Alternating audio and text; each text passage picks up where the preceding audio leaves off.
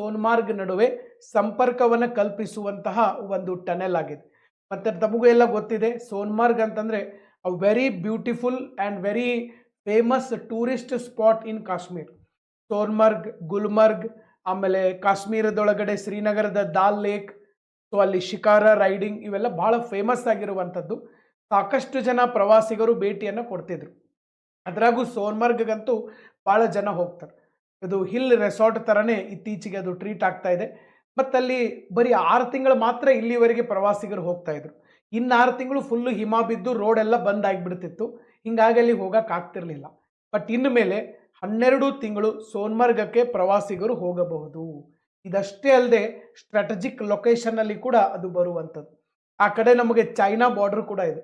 China border ಇರೋದ್ರಿಂದ ನಮ್ಮ ಆರ್ಮಿಯವರು China ಬಾರ್ಡರ್ಗೆ ಹೋದರೆ ಅವ್ರಿಗೆ ಏನೇನು ಯುದ್ಧ ಸಲಕರಣೆಗಳು ಬೇಕು, ಆಹಾರ ಸಾಮಗ್ರಿಗಳು ಬೇಕು,